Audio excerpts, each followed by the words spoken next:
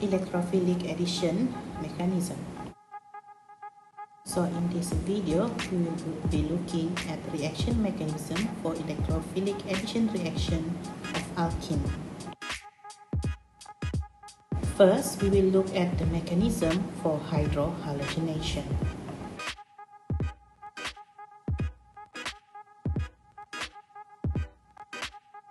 We know that alkene has a double bond, and double bond is the nucleophilic site in which it will attack electrophile.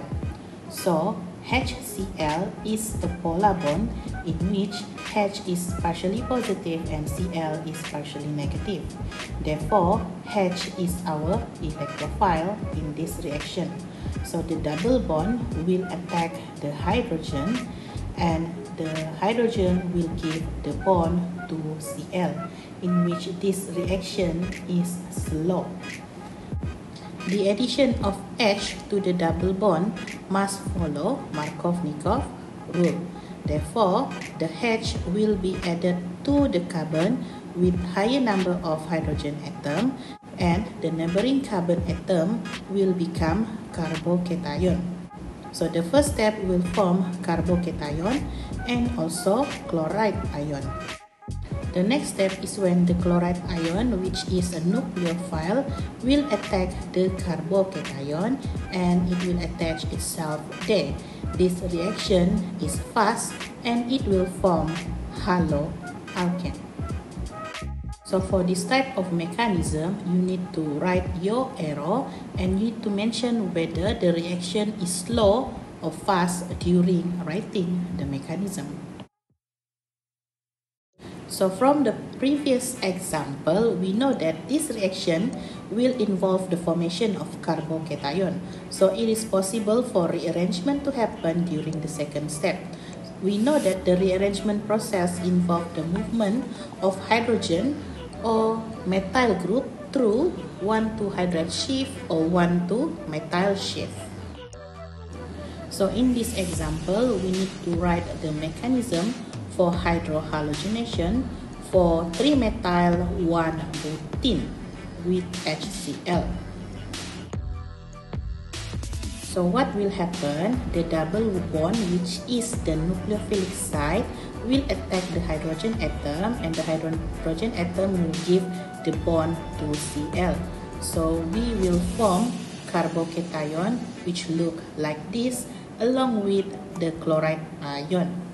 So make sure the addition of H follows Markovnikov rule. As we can see, the first step will produce secondary carbocation.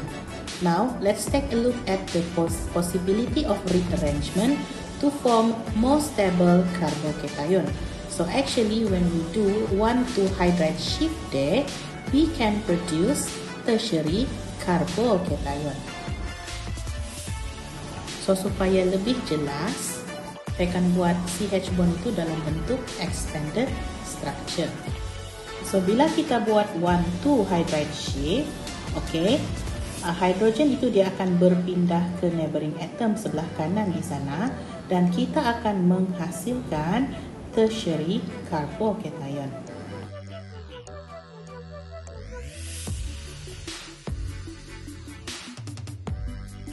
Dan apa yang akan berlaku seterusnya?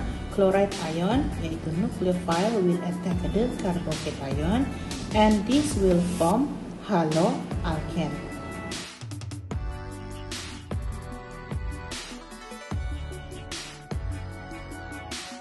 Make sure kamu kena tulis slow and fast pada setiap step dalam mekanisme ini.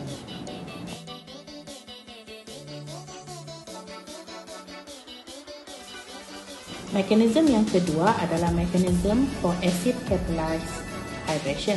So actually reaction ini kita gunakan untuk menyediakan alkohol. Sebab kita gunakan acid yang diluted, kita akan guna H3O+ dalam tindak balas ini. So actually tindak balas ini lebih kurang sama dengan hydrohalogenation tadi. So mari kita tengok.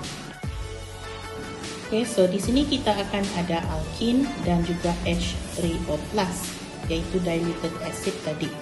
So apa yang akan berlaku sekarang? Okay, double bond itu dia akan serang H pada H3O+, dan H tu dia akan bagi dia punya bond pada O.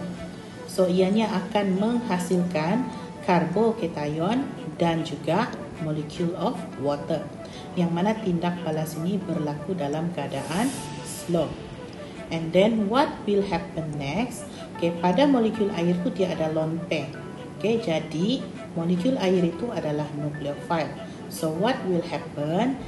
Nucleophile tu dia akan serang karbocation, yang mana tindak balas ini berlaku dalam keadaan fast. So molecule of water tu dia akan attach pada karbocation tadi. So what will happen next? Molecule of water tadi akan serang H di sana, dan H tu dia akan bagi dia punya bonding dengan O, dan ini tindak balas akan menghasilkan H3O+ dan juga alkohol.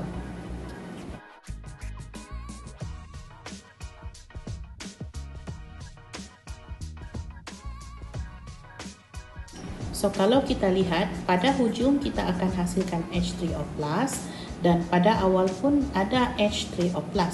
So maksudnya H3O+ ini adalah catalyst kita di dalam tindak balas acid catalyzed hydration.